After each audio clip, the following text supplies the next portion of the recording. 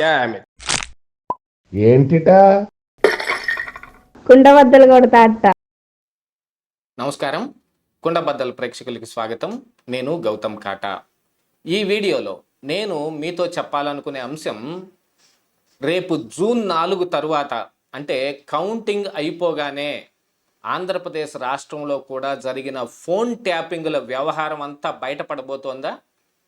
ఎందుకంటే తెలంగాణలో డిసెంబర్ 4వ తారీఖున ఎప్పుడైతే అధికార మార్పిడి జరగబోతోంది అనే విషయం అర్థమైపోయిన తరువాత ఇక్కడున్న అధికారులు మొత్తం అప్రమత్తం అయిపోయి వాళ్ళ గుండెల్లో రైళ్లు పరిగెత్తాయి.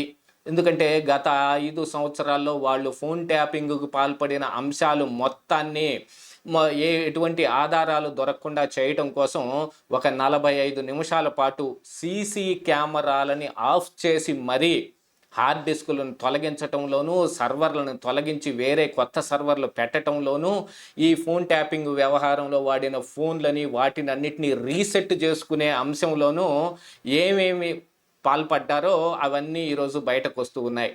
ఒక 1200 ఫోన్లను ట్యాప్ చేసినట్టుగాను ఆ 45 నిమిషాల్లో అధికార మార్పిడి జరగబోతుందని తెలియగానే ఈ హార్డ్ డిస్కులు మొత్తాన్ని ఎలా డిస్మాంటిల్ చేసింది, వాటన్నిటిని ఎలక్ట్రానిక్ కట్టర్స్ను పెట్టి ఎలా కట్ చేసి వాటన్నిటిని డిస్పోజ్ చేసింది పూసగుచ్చినట్టు వ్యవహారాన్ని బయట పెట్టేశాడు పట్టుబడిన అధికారి. మరి తెలంగాణలోనే ఫోన్ ట్యాపింగ్ మాత్రం జరిగిందా? ఆంధ్రప్రదేశ్ రాష్ట్రంలో జగన్మోహన్ రెడ్డి ఎవరి ఫోన్లు ట్యాప్ చేయకుండానే న్యాయంగా నీతిబద్ధంగానే నడిపాడా అనే అంశాన్ని తీసుకుంటే ఒక్కళ్ళంటే ఒక్కళ్ళు కూడా ఆయన ఫోన్ ట్యాపింగ్కి పాల్పడలేదు అని చెప్పగలిగేంత ధైర్యం ఎవరూ చేయలేరు. ఎందుకంటే ఇక్కడ తెలంగాణలో అప్పటికి సీఎంగా ఉన్న కేసీఆర్ కానీ, జగన్మోహన్ రెడ్డి ఆంధ్రాలో సీఎంగా ఉన్న జగన్మోహన్ రెడ్డి కానీ ఇద్దరూ మంచి బాయిగానే ఉంటారు. అక్కడ ఆయనకి ఏం కావాల్సి వచ్చినా ఈయన హెల్ప్గా ఉంటాడు, ఇక్కడ ఈయనకి ఏం కావాల్సి వచ్చినా ఆయన హెల్ప్గా ఉంటాడు. మరి అలాంటి తోడు దొంగలు అనేవాళ్ళు ఇక్కడ పాల్పడింది అక్కడ పాల్పడకుండా ఉంటారా? ఎందుకంటే రఘురామకృష్ణరాజు అరెస్టు విషయంలో ఇక్కడ కేటీఆర్ కానీ కేసీఆర్ కానీ హెల్ప్ లేకుండా జగన్మోహన్ రెడ్డి RRRని అలా ఎత్తుకెళ్ళిపోయి సిఐడి ఆఫీస్లో బడత పూజ ఏం చేయగలిగేవాడు కాదు కదా. అలాగనే చాలామంది వ్యవహారంలో చింతకాయల విజయ్ ఇంటికి వెళ్ళి భయపెట్టిన వ్యవహారంలో కానీ, అక్కడున్న సీసీ కెమెరాల్లో ఉండే ఫుటేజ్ని మాయం చేసటానికి చేసిన ప్రయత్నాలు కానీ, అసలు సిఐడి ఆంధ్రప్రదేశ్ రాష్ట్రంలో కంటే హైదరాబాదులో విపక్ష నాయకుల ఇళ్ల మీద కానీ, విపక్షాల్లో ఉండే మీడియాలో పనిచేసే వాళ్ళ మీద కానీ, యూట్యూబర్ల మీద కానీ ఏ రకంగా దాడి చేయటానికి హైదరాబాద్ నిండా వాళ్ళు ఇష్టం వచ్చిన పని చేసేశారు. రఘురామకృష్ణరాజు ఈ మిలిటరీ హాస్పిటల్లో ఉన్నప్పుడు కూడా హాస్పిటల్ చుట్టూతా కార్లు వేసుకొని తిరిగి ఆయన ఖాతాలోనే ఆ మిలిటరీ హాస్పిటల్లోనే భోజనాలు చేసినట్టుగా కూడా చాలా వార్తలు బయటకు వచ్చాయి. మరి అలాంటిది జగన్మోహన్ రెడ్డి ఎటువంటి ఫోన్ ట్యాపింగ్లకు పాల్పడి ఉండడా?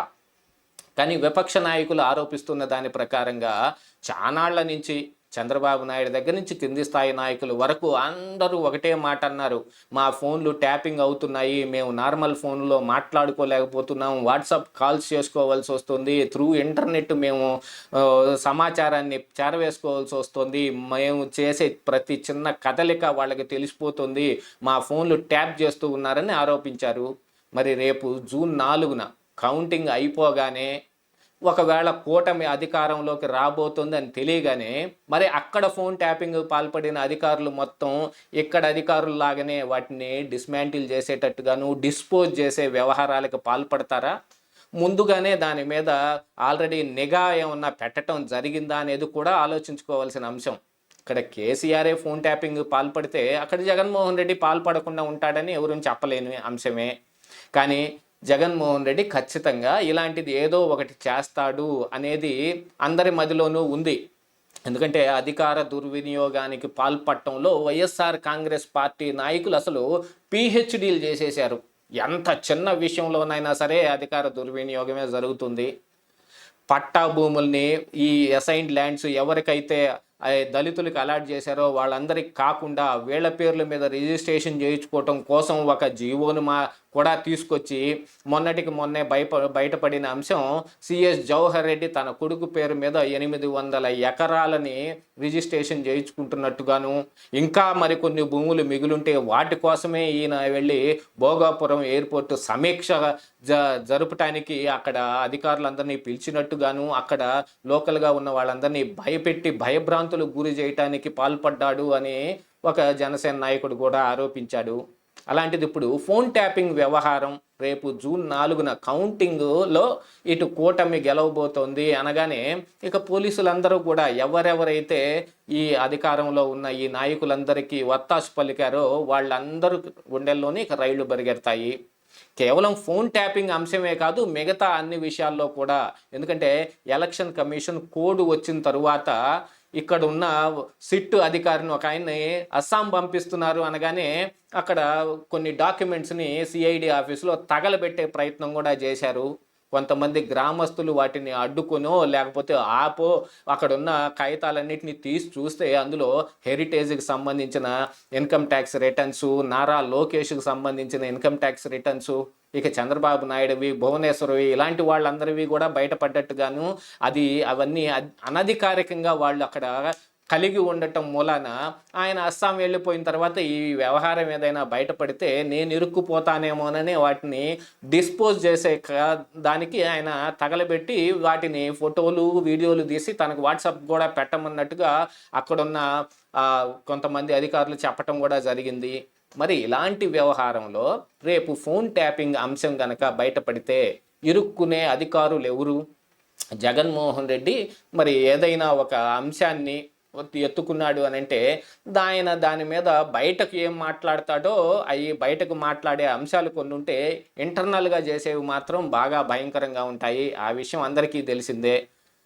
పొన్నవోలు సుధాకర్ రెడ్డి మొన్ననే చెప్పినట్టు మేము కూడా ఫ్యాక్షన్ బ్యాక్డ్రాప్ నుంచే వచ్చాం, మేము గనక తలుచుకుంటే ఎవరైనా బతికి బట్టగట్టేస్తారా, ఈ నా ఏళ్ళందరినీ సమూలంగా నాశనం చేసేసేవాళ్ళం అన్నట్టు నిజంగానే నాశనం చేసే ప్రయత్నాలు ఏమన్నా చేశారేమో తెలియదు. ఇప్పటికే విపక్ష నాయకులు గగ్గోలు పెడుతూ ఉన్నారు మా ఫోనింగ్ ట్యాపింగ్లు జరుగుతున్నాయని. ఇక్కడ ఉన్న ఈ ఫోన్ ట్యాపింగ్ పరికరాలు మరి ఆంధ్రప్రదేశ్ రాష్ట్రంలో లేవా?